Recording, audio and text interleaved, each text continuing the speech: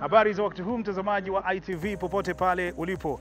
Bado tupo nyanda za juu kusini na tupo mkoani Iringa, na hapa ni katika kijiji cha Igoma katika kitongoji cha Ruaha Nyato, na moja kwa moja kama unaona tumezungukwa na milima ambayo inateremsha upepo mmoja mzuri sana na kusababisha hali ya hewa katika eneo hili iweze kuwa maridhawa kabisa. Moja kwa moja kutoka ITV tuko pamoja na TAHA ambao wanashirikiana na Feed the Future Tanzania, mboga na matunda, na moja kwa moja hapa unaona nimekamata mkononi tunda hili ambalo naamini ni maarufu sana kwako, tikiti. Katika eneo hili inalimwa kwa kiwango chake kutokana na eneo ambalo limetengwa kwa ajili hii. Nyuma yangu hapa unapoona miti iliyoko jirani hapa, chini kuna mto, na ndio mto wenyewe unaoitwa Ruaha Nyato. Utapata historia yake kidogo kutoka kwa wenyeji ambao tumewatembelea hapa. Na kama unavyoona matunda haya ambayo nimekamata hapa, ili tikiti inalimwa katika eneo hili, upande huu ni katika hatua za awali kabisa. Bado unaona mengine matunda madogo madogo, na huku upande huu leo hii tumebahatika kufika hapa na unaona mavuno yanaendelea. Kwa hiyo unaona kama unavyonapishana, na mpishano huu unafanya tunda hili liweze kupatikana wakati wote wa msimu, na wanapomaliza kuvuna unakuta haya huku na yenyewe yanakuwa tayari. Kwa hiyo watayarishaji wa shamba hili wakati wote watavuna tunda hili la tikiti. Na wakati shughuli inaendelea ya uvunaji, ndipo na mwenyeji wetu hapa. Ndugu yangu, habari za saizi? Salama. Kwema. Wewe ni nani katika shamba hili? Mimi ni mkulima katika shamba hili. Ndio. Na mtazamaji, ngoja niliweke kwanza chini. Linaweza kali na kilo ngapi hivi? Kidogo mazito. Hiyo linakaribia kilo 1 hiyo. Kilo 1. Mimi nadhani lina zaidi. Ya, linaweza ikazidi. Ya. Kilo 4 inaweza kafika hii. Naambiwa inaweza kafika kilo 4. Yaani yametofautiana. Kwa haya madogo madogo unakuta yanafika kilo 2, kilo 1.5, lakini kwa haya makubwa mengine unakuta kilo 4 zinafika. Ruaha Nyato, hiki kitongoji kinaitwa Ruaha Nyato. Kwa nini kinaitwa Ruaha Nyato? Kitongoji kinaitwa Ruaha Nyato kutokana na historia ya sehemu hii. Yaani kuna mto mkubwa ambao umepita ambao tunatumia kwa ajili ya umwagiliaji. Ndio. Ruaha Nyato kwa maana ya Ruaha, Nyato kwa maana ya nyoka anaitwa chatu. Kwa maeneo haya pia kuna nyoka wakali. Ndio, kuna nyoka pia. Maeneo haya yani yanayozunguka na hapa, ila kwa sababu ya usafi tuliofanya wanakimbia kutokana na huu usafi ambao tumefanya hapa mashambani. Watu huko kwenye mto huko wapo. Nimeenda kupiga picha mimi bwana. Usiogope, sio wakorofi, ila ukiwachokoza. Ningejua nisingeweza kufika. Labda uweze kutuambia sasa katika eneo hili. Naona tayari kama unavyoziona hizi lines. Haya yote mpaka kule ni matikiti, na leo tumefika katika hatua ya mavuno. Na labda uweze kutuambia zao hili la tikiti, taratibu zake za kuweza kulitayarisha mpaka likafika hapa shambani. Tafadhali, kwa hatua ya kwanza kabisa, kama unamwelekeza mtu ambaye anataka kulima tikiti, anapaswa kufanya nini? Kwa ushauri ambao tunaweza tukampatia kutokana na sisi elimu tuliyopewa na Feed the Future Tanzania, mboga na matunda, hatua za mwanzo kabisa ni kuandaa shamba. Baada ya kuandaa shamba, kwenye kilimo chetu ambacho tumefundishwa kwa maana ya drip irrigation, hiki kilimo cha mipira hii ya umwagiliaji imepita hapa. Hii hapa iliyopita hii. Ndio. Kwa elimu ambayo tumepewa, ukishaandaa shamba, baada ya kupitishiwa hii mipira tayari shambani, kitu cha kwanza unatakiwa kuyatengeneza matuta upana, yani wa tuta hadi tuta. Kutoka tuta hili mpaka tuta hili. Mita 1.5 au mita 1 kamili. Kuanzia mita 1 au mita 1.5. Na unaweza kaamua mita 1 au kama mita 1 zote. Yote yawe mita 1 kwa sababu kama mita 1.5 basi yote yawe mita 1.5. Ndio, hiyo ni kwa sababu wakati tikiti linavyoanza kutambaa ili ipate nafasi ya kutambalia. Ndio. Na tunapo angalia katika hiyo sasa kuhusiana na mbegu zenyewe, sasa hatua za awali ni nini ambacho kinafanyika? Katika kilimo cha tikiti maji Tukishatengeneza matuta ambayo yana upana wa mita 1.5 na urefu wa mita 70 hata 80. Ukishatengeneza matuta kwenye mashimo kwenye tuta moja unachimba mashimo, urefu wa shimo hadi shimo, nafasi ya shimo hadi shimo iwe mita 1. Hapo baada ya hapo unapanda mbegu zako, mbegu ambazo unaisimika mbegu moja kwa moja hapa. Hapana. Kuna utaalamu ambao tunatumia kuotesha mbegu kwenye trays. Ndio. Baada ya wiki 3 mpaka wiki 4 mbegu inakuwa kwenye trays ishakomaa, kwa maana ya kwenda shambani, ishafika wakati wa kupeleka shambani.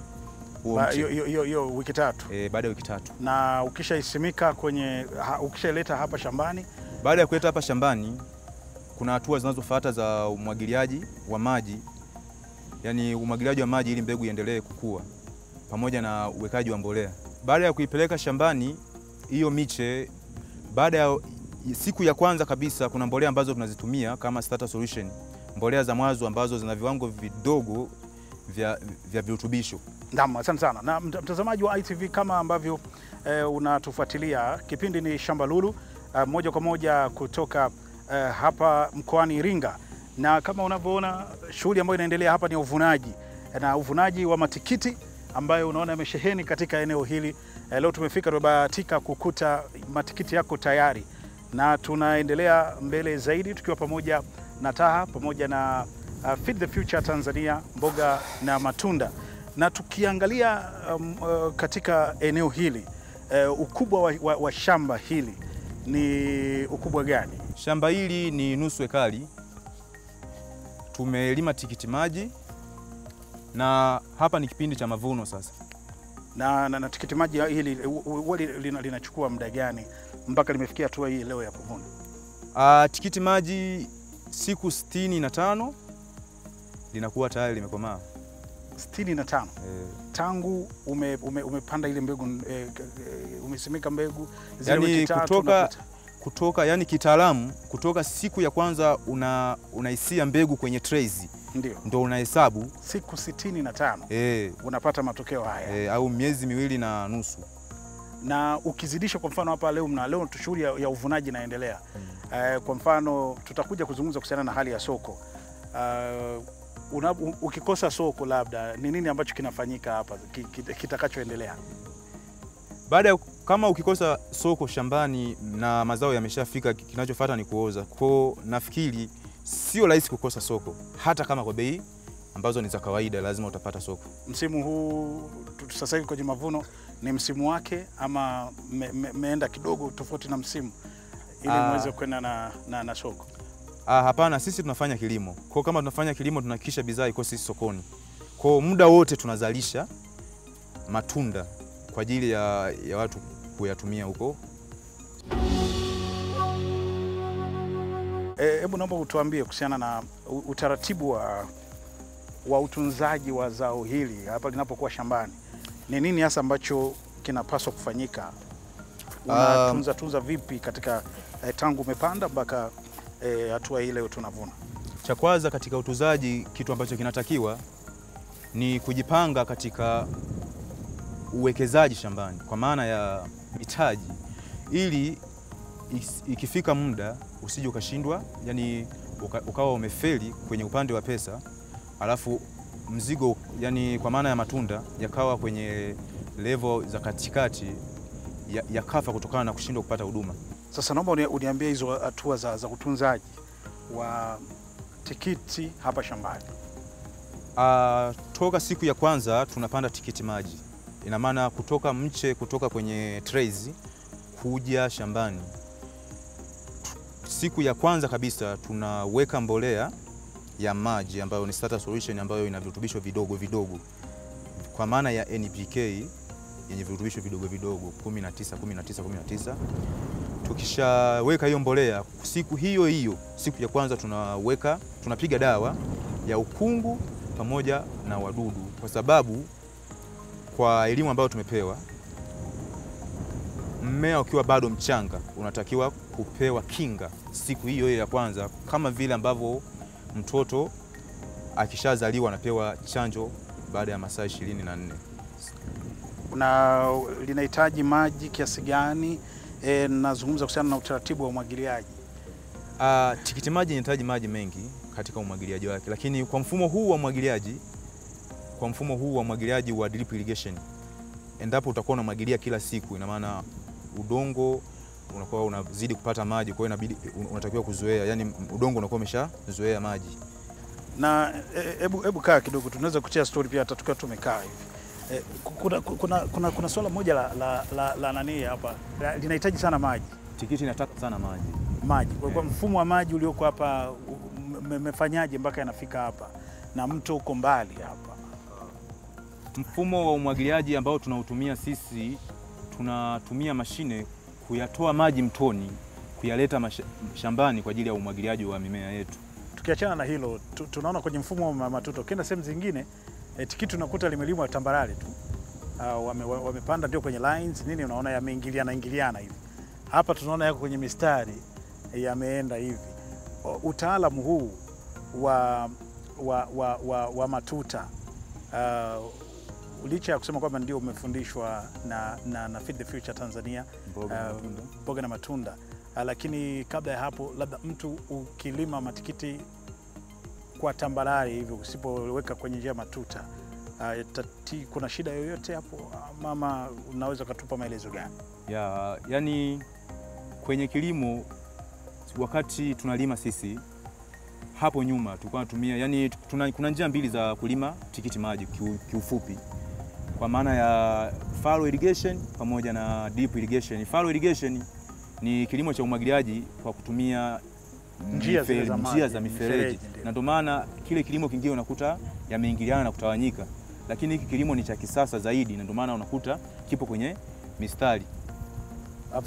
Faida ya matuta na ile ya kawaida, ukilima kawaida hiyo kwa kutumia hiyo, hata kwenye umwagiliaji hiyo faro unasema, na hii utaratibu huu, matokeo zaidi mazuri ni wapi, kwenye matuta ama ukilima tambarare? Matokeo ya ulimaji, yani mfumo huu wa umwagiliaji au mfumo huu wa kilimo ambao tunatumia mfumo wa kisasa, kilimo hiki kina faida nyingi zaidi kuliko kile ambacho tunalima cha kutumia mifereji. Faida zake ni kwamba unapata matunda mengi kwa sababu ya spacing, yani kwa maana ya nafasi ambayo tumeiweka shambani. Kama upana wa tuta hadi tuta ni mita 1 au mita 1.5. Alafu pia mmea hadi mmea pia ni mita 1 au mita 1 au sentimita 90. Hiyo hapo inasaidia kwa sababu mmea hadi mmea unapata nafasi kubwa ya kutafuta chakula kutoka kwenye mbolea. Changamoto gani ambazo unakutana nazo kwenye shughuli zako za shamba, na hasa tukizungumzia zao hili la tikiti, tunda hili, matatizo makubwa ambayo yanalikabili zao hili ni nini? Changamoto ambazo zipo kwenye zao la tikiti hasa ni wadudu waharibifu wa mazao. Ndo ni moja ya changamoto ambazo tunakutana nazo, ila tunakimbizana kuzitatua tukishirikiana na mabwana shamba wa Feed the Future. Na wanafanya nini? Yani katika hilo, kitu gani sasa ambacho kikubwa mnakifanya katika kukabiliana na wadudu hao? Yani kitu cha kwanza ambacho tunakifanya baada ya kuona dalili za ugonjwa katika mmea, tunatoa taarifa kwa bwana shamba wetu, ndipo anatufanyia solution ya hicho kitu. Hii tofauti ya size ya matikiti, kwa nini mengine makubwa afu mengine yanakuwa madogo hivi? Hiyo inatokana na aina ya mbegu. Ndio inayofanya matikiti mengine yanakuwa makubwa, mengine yanakuwa madogo. Ila kwa mbegu tofauti hapa. Tumepanda mbegu moja. Ndio. Utofauti mkubwa ambao unakuja kuonekana katika matunda moja kuwa kubwa, mmoja nyingine kuwa dogo, ni mbolea. Ina maana yani lishe kwenye mmea inakuwa labda haijakamilika, ndio maana mmoja inakuwa dogo. Hapo unakuwa kuna mahala mmejisahau? Hapana. Tunaweka mbolea, lakini mapokezi ya mmea ndio vitu viwili tofauti. Ndio maana anazaliwa mengine madogo. Katika swala lenyewe mnalima hapa, lakini kuna watu wanakuja wananunua. Vipi kuhusiana na soko? Soko mheshimiwa, ni kama ambavyo unaona leo ni kipindi cha kuvunwa, ina maana tumeshapata mteja, kwa hiyo tuna uhakika na tunachokifanya. Na mteja wetu yuko hapa? Ndio, mteja wetu yuko hapa. Asante sana. Na eneo hili umeniambia kama jinsi alivyo Ruaha Nyato. Nyato ni chatu kwa lugha ya Kihehe, sio? Kwa lugha ya Kiswahili ni chatu, ila kwa lugha ya Kihehe ndo nyato. Ndio nyato.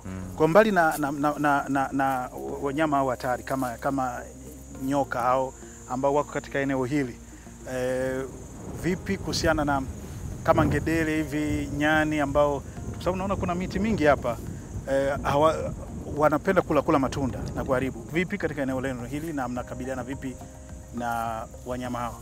Kwa upande wa nyoka, madhara yao sio makubwa sana, kwa sababu sehemu ambazo tunaishi ni sehemu ambazo tumezisafisha, kwa hawapendi sehemu safi kiujumla. Lakini kwa upande wa ngedere ndio kuna changamoto ya mtindo huo. Kuna ngedere wengi sana eneo hili kwa sababu tumezungukwa na misitu mikubwa. Lakini kwa sababu tunashinda muda wote shambani, kwa hiyo tunawadhibiti kirahisi zaidi. Na nyoka ina gani ambao wako hapa katika eneo hili? Nyoka wakubwa zaidi ni chatu, angalau ndo wakubwa zaidi, lakini wengine hawa ni wa kawaida wadogo kama kobra. Mambo haya. Mtazamaji wa ITV, eneo hili kama ulivyosikia, tumekuja kwenye eneo hili, lakini eneo lenyewe sasa hapa maskani mwa chatu na nyoka wengine. Naambiwa ni wako wengi, hatujabatika kuweza kuona, lakini vichaka ni vingi hapo kuja kuangalia, lakini ametoa wasiwasi kidogo kwa sababu anasema maeneo ambayo yanakuwa yamesafishwa wenyewe wanasogea kidogo, lakini kuna mto hapa umepita. Mbali na mto, lakini kuna mazao mbalimbali naona yanalimwa hapa. Upande huu unaona tayari nyanya zimevunwa. Tushavuna. Na kule naona bado ziko kwenye hatua ya awali kabisa. Mavuno yanaendelea. Lakini unawaambia nini vijana ambao wanatutazama hivi sasa, ambao pengine amekaa, kijana kama wewe amekaa tu ametulia kwenye kilimo, fursa za kilimo, nini ambacho unaweza kumwambia? Kwa vijana wenzangu na washauri wakimbilie kwenye kilimo, kwa sababu kwenye kilimo pia kuna raha yake. Kama unakaa kijiweni, unakaa sehemu ambazo sio salama, sehemu ambazo sio sahihi, kwenye kilimo kuna mafanikio zaidi kuliko watu wanavyodhani kuogopa labda kazi ngumu. Ni kazi za kawaida kabisa na ambazo zinatuletea kipato kikubwa kabisa. TAHA kwa kushirikiana na Feed the Future Tanzania mboga na matunda wanashirikiana kuhakikisha kwamba mnafanya mambo mazuri. Nyinyi vijana ambao mmejitosa kwenye kilimo, waliwafikia vipi? Na pengine kijana mwingine pengine angetamani kuwa kama wewe, unalima eneo hili lote hili na mazao kama hivyo, nasema leo hapa baada ya muda tu yakisha kwenda pale pochi inaingia mfukoni vizuri tu. Shida kubwa sana, sisi vijana hatupendi kazi. Lakini kama mtu unapenda kazi kwa maana ya kilimo, ni rahisi zaidi kwa sababu hawa Feed the Future wanapatikana kila kona, yani hapa nchini kwetu Tanzania. Kwa maana hiyo unaweza ukawatafuta. Hii ni moja ya fursa ambayo tumeipata kutoka kwao. Hadi hapa tunajipatia sisi kipato, tunaendelea na maisha kama kawaida na kama watu wengine ambao wanaishi maisha mazuri, na sisi pia tunategemea maisha mazuri zaidi kwa sababu tulipovuna tumepata zaidi faida. Na baada ya kuondoka tikiti leo, ni nini ambacho kitafuata hapa kwa shamba? Utaendelea na tikiti tena? Sogea hapa kidogo. Hapana, hatuendelei na tikiti tena, ni kwa sababu tunabadilisha, tunasema kwamba ni crop rotation, kwamba mabadilishano wa mazao. Ndio. Yani mazao ya jamii moja hayatakiwi kurudiwa sehemu. Yani ukishalima mara ya kwanza utakiwa kurudia tena sehemu hiyo. Kwa hiyo hapa tunategemea kuweka nyanya kwa sababu sio jamii moja na matikiti.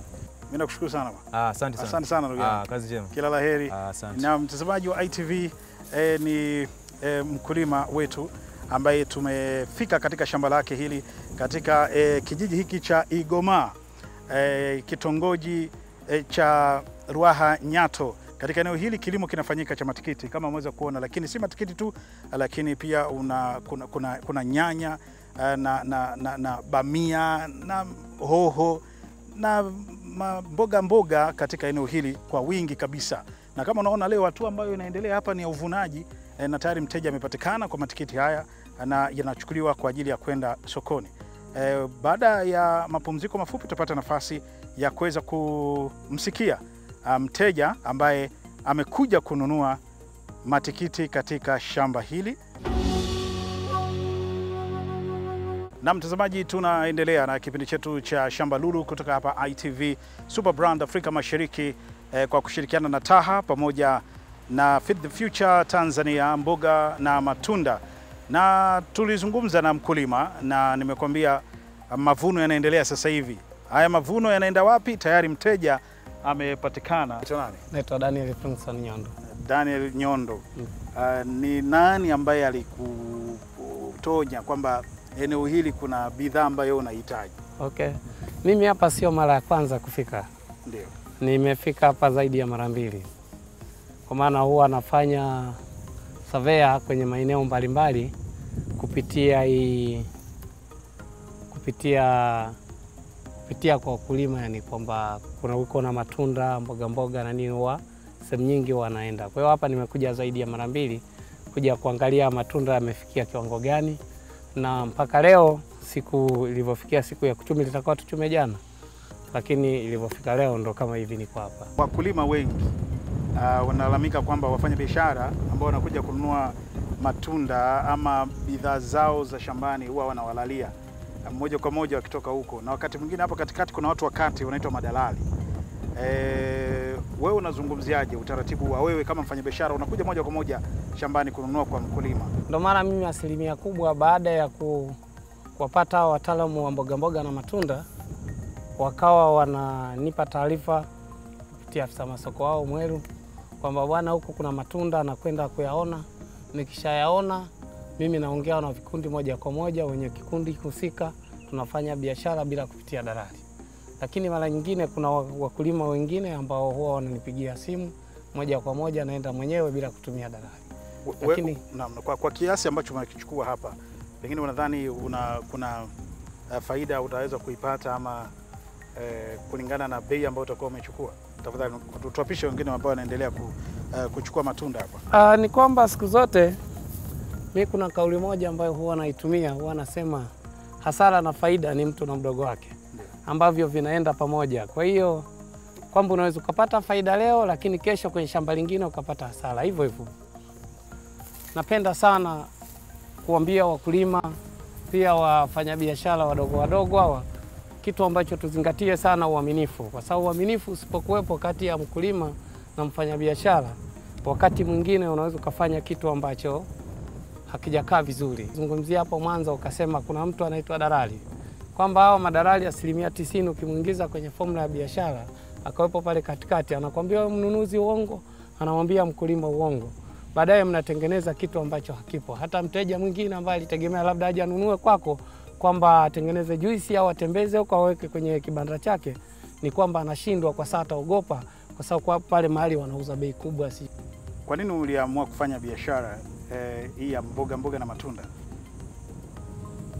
Ni kweli shughuli nimeanza muda mrefu, lakini nikahamasika zaidi mpaka kuzunguka 90% kwa vijiji vya kanda hii kupitia mradi huu wa matunda na mboga. Kwa sababu wakati mwingine walikuwa wakiona kuna mahali tikiti zimekomaa au nyanya zishaiva, wananipigia simu, naenda kuziangalia, basi tunafanya biashara. Ninakushukuru sana. Asante sana. Asante sana ndugu yangu. Nashukuru sana. Na mtazamaji, kama ambavyo umeweza kuona huo mnyororo wa thamani kuanzia kwa mkulima moja kwa moja umekuja kwa mnunuzi, na wakati mwingine inakufikia wewe ambaye unatumia tunda hili. Wakati mwingine umekaa kutana na tunda hili kwenye milo mbalimbali, lakini huwezi ukajua limetoka wapi. Huenda limetoka kwenye shamba hili hapa mkoani Iringa. Na mtazamaji wa ITV popote pale ulipo, tunaendelea mbele na Shamba Lulu, kipindi ambacho kinakujia kwako kwa ushirikiano mkubwa kabisa na Taha, ambao wanashirikiana vema kabisa na Feed the Future Tanzania, mboga na matunda. Na hapa tupo na mtaalam wetu kutoka Feed the Future kuhusiana na taarifa za masoko kwa ujumla. Ni nini ambacho mnakifanya kwa? Kwa ufupi, mradi wa mboga na matunda tunajaribu kuwafundisha wakulima walime kilimo cha kibiashara, kwamba wasilime kilimo cha mazoea. Kwanza tunawaambia walime zao gani na wakati gani. sababu kipindi cha nyuma mkulima analima tu zao tu bila kujua je soko nataka ile zao au litaki zao. Kwa masikio ya siku mkulima anakuwa anaingia hasara. Kisi kama mboga na matunda unajaribu kumwambia mkulima kipindi hiki lima zao fulani, kipindi hiki lima zao fulani. Hiyo moja. Vile vile tunawapa taarifa za masoko mbalimbali kwa sababu wengi wao walikuwa hawana taarifa. Kwa mfano kama eneo la Igoma niko ni vile remote kijijini kidogo. Kwa sababu yeye hana taarifa je Dodoma kule wanataka zao gani au Mlinga mjini au Mbeya sehemu. Kwa sisi hapa tunajaribu kuwapa taarifa ni kati ya mkulima na mnunuzi na mazao za simu na tunawapatia na connection vile vile. Kwa sababu hili la tikiti ambalo lipo katika shamba hili soko lake kubwa hasa likoje katika mkoa wa Iringa na maeneo mengine mahitaji yake tafadhali? Kwa sababu tunapoongelea matunda kama haya kwa Dar es Salaam, Bagamoyo yanalimwa sana. Sawa. Ndio. Ya kipindi cha nyuma kwa mfano hili eneo la Mufindi tikiti walikuwa hawalimi sana. Walikuwa tegemea tikiti kutoka eneo la Ng'ombe au Kera au Lambuyuni, lakini tumejaribu kuwaelimisha wakulima huko sababu wengi wafanya biashara wa mafinga walikuwa tegemea kutoka wapi, kutoka Lambuyuni au Kera. Lakini baada ya kufanya survey kuona kwamba hali ya hewa ni nzuri, udongo uko vizuri, basi tukawapa hii teknolojia na kuacha na masoko ya mafinga. Kwa hiyo asilimia kubwa mzigo huu unaelekea mafinga na Iringa mjini. Ushirikiano wenu na TAHA katika kuwawezesha wakulima hawa upo katika eneo gani? Huko katika manyanya mbalimbali, moja wapo ni mambo ya policy. Wanaangalia vitu gani ambavyo vinawatatiza wakulima. Kwa hiyo huwa wanafanyaga survey kupitia maeneo mbalimbali mnunua thamani. Baada ya hapo wanatuletea sisi na sisi tunaweza kwa na serikali magani pengine zile changamoto wakulima wanazozifface ni upande wa masoko au usafirishaji au vifungashio, vitu vingi ambavyo wamefanywa kazi pamoja na TAHA. Kwa mkulima mwingine ambaye yuko nje huko na zao fulani ambalo angependa kusaidiwa pengine taarifa za masoko na nini, anaweza akawasiliana nawe au nanyi kwa utaratibu gani? Kwa mfano sisi hapa tunachokifanya kila sehemu tunaacha taarifa za wanunuzi. Hata kama binafsi kwa mbali naweza nikaacha namba yangu ya simu wakanipigia hivi, bwana niko sehemu fulani nisaidie hivi na hivi. Hiyo inawezekana. Tafadhali unaweza kutajia nambari yako? Namba yangu ya simu ni ya Voda 0754 340 Angelus Muhelela. Asante sana bwana Muhelela. Nashukuru sana bwana Maipa kutembelea katika shamba la Igoma hapa. Asante sana. Karibu tena bwana. Shukrani sana. Karibu na ulime kwa bwana. Shukrani nimeona, yani nikitoka huko lazima niwe mkulima. Asante sana bwana. Madamu mpo najua nitatoboa. Haya, usofu kabisa. Asante sana. Asante sana mtazamaji. Ni Angelus Muhelela, ni afisa masoko kwa mkoa wa Iringa huu, hasa kwenye mradi wa Feed the Future Tanzania mboga na matunda, ambao wanashirikiana vizuri kabisa na TAHA katika kuwawezesha wakulima katika mambo mbalimbali, kuanzia utaalam, vile vile masoko, teknolojia kwa ujumla, na kuhakikisha kwamba wanalima kilimo cha kisasa kabisa na kilimo chenye tija. Mimi ni kushukuru sana, na leo tulikuwepo hapa mkoani Iringa katika kitongoji cha Ruahanyato katika kijiji cha Igoma katika wilaya ya Mufindi hapa mkoani Iringa, na tupo kwenye shamba la matikiti, na leo tumeshuhudia teknolojia hii namna gani tikiti linaweza likakuzwa vizuri kabisa, na tumeshuhudia uvunaji wa matikiti, na bado ni shughuli sio ndogo, shughuli kubwa. Wamepumzika, waliona utaratibu ule, walikuwa watu wanavuna, wameshavuna mistari kama 5, lakini bado tikiti inatakiwa iondoke leo iweze kwenda sokoni. Na shukrani za pekee ni kwa TAHA ambao wanashirikiana vizuri kabisa na Feed the Future Tanzania mboga na matunda. Mimi niendelee kula tunda langu nikikutakia kila laheri, baraka tele, na endelea kuangalia ITV, hususan kipindi hiki cha Shamba Lulu. Kwa maoni na ushauri tuandikie kupitia info@itv.co.tz.